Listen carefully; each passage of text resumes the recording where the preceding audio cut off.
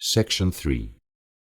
You will hear a conversation between a tutor and two students who are in a film studies class. First, you have some time to look at questions 21 to 24.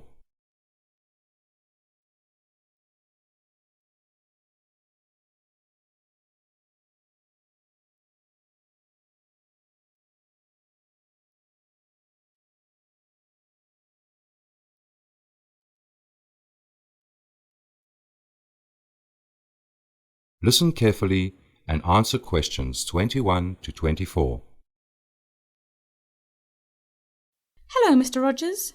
Hello, Colin. Am I early? Not at all, Sarah. Have a seat.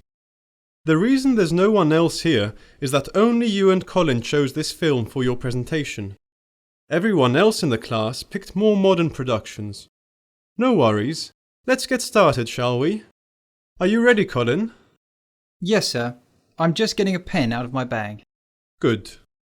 First of all, I want to give you a general introduction to Gone with the Wind, the film you've chosen. Take notes as we go along and feel free to ask any questions. You'll both be presenting this film to the rest of the class at the screening. Isn't the film based on an old novel? Yes, it's based on a novel with the same title, which was written by Margaret Mitchell. It was published in 1936, a few years before the film came out. I've heard that it's the all-time classic American movie. Also true, but the leading actress, Vivien Leigh, wasn't American, she was British. Her co-star, Clark Gable, was American.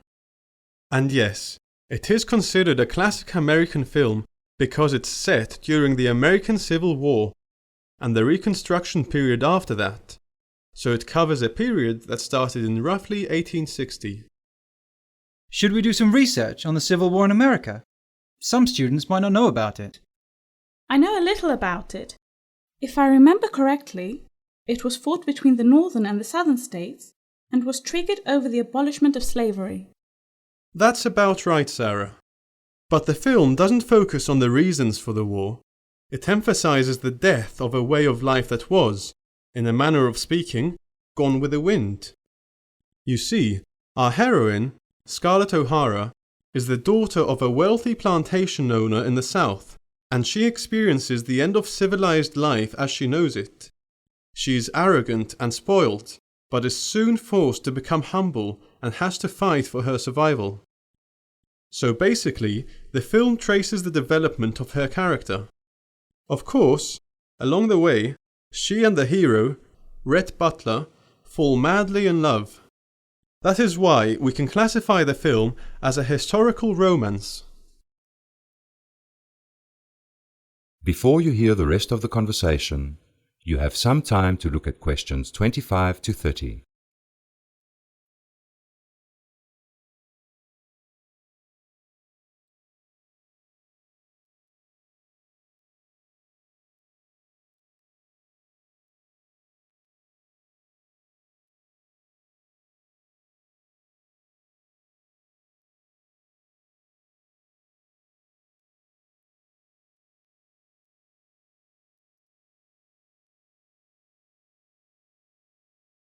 Now listen carefully and answer questions 25 to 30.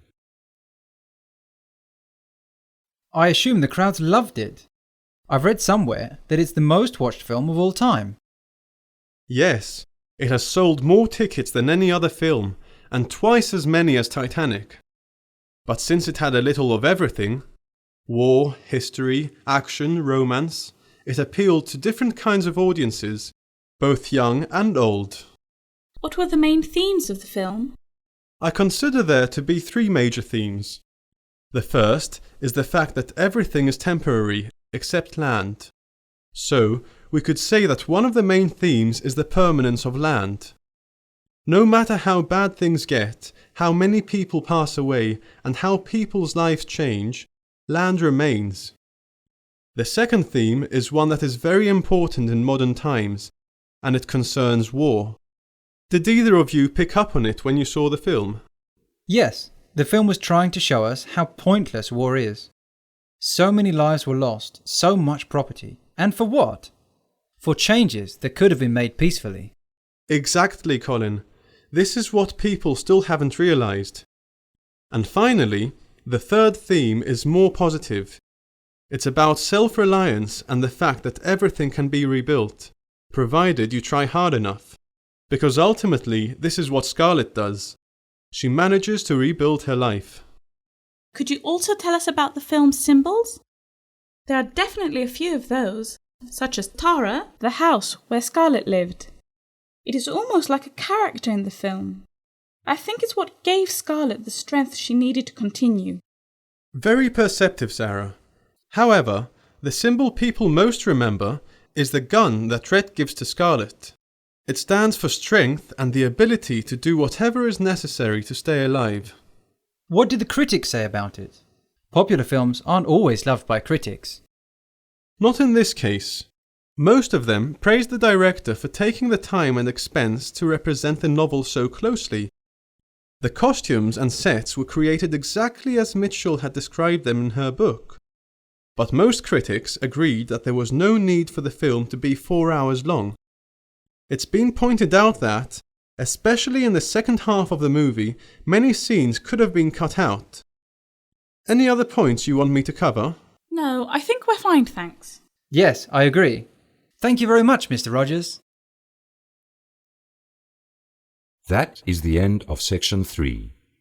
You now have half a minute to check your answers.